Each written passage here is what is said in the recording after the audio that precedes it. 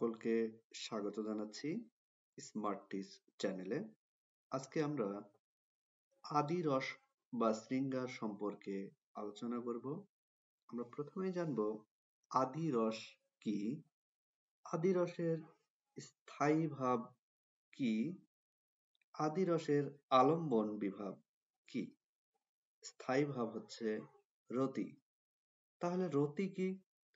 সাহিত্য দর্পণকার বিশ্বনাথ কবিরাজের মতে প্রিয় বস্তুর প্রতি মানব মনের সহজ অনুরাগী রতি। কিন্তু প্রচলিত অলংকার শাস্ত্রে রতি শব্দটা সংকীর্ণ অর্থে ব্যবহৃত হয়। রতি বলতে শুধু নর নারীর মধ্যকার অনুরাগকে বোঝায়। তার মানে শৃঙ্গার বা আদিরসের আলম্বন বিভাব হচ্ছে নর নারী। নর নারীর অনুরাগের ওপর ভিত্তি করে আদিরসকে দুই ভাগে ভাগ করা হয়েছে। মিলনকালীন রতিভাব থেকে সম্ভোগ শৃঙ্গার অর্থাৎ ভোগের বিষয় জড়িত, এবং বিরহকালীন রতিভাব থেকে বিপ্রলব্ধ শৃঙ্গার।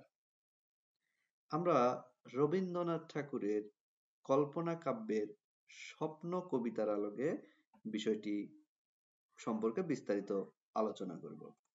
হেনকালে হাতে দীপশিখা, ধীরে ধীরে নামিয়ে এলো মোর মালবিকা, দেখা দিল দ্বারপ্রান্তে সোপানের ওপরে, সন্ধ্যার লক্ষ্মীর মতো সন্ধ্যা তাড়া করে, অঙ্গের কুমকুম গন্ধ, কেশ ধূপবাস, ফেলিল সর্বাঙ্গে মোর উতলা নিঃশ্বাস, প্রকাশিল অর্থচ্যুত বসন অন্তরে, চন্দনের পত্র লেখা বাম পয়োধরে, দাঁড়াইল প্রতিমার প্রায় নগর গুঞ্জনাক্ষান্ত নিস্তব্ধ সন্ধ্যায়। কবিতাটিতে মালবিকাকে কেন্দ্র করে রতিভাব বা মিলন আকাঙ্ক্ষা জাগ্রত হয়েছে।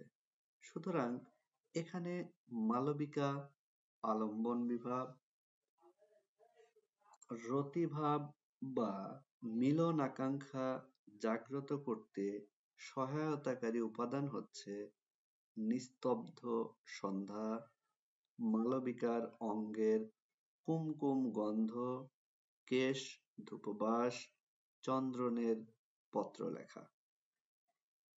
এই উপাদানগুলোই নায়ককে সর্বাঙ্গে উতলা করেছে, নায়কের মধ্যে রতিভাব বা মিলন আকাঙ্ক্ষা জাগ্রত করতে সহায়তা করেছে।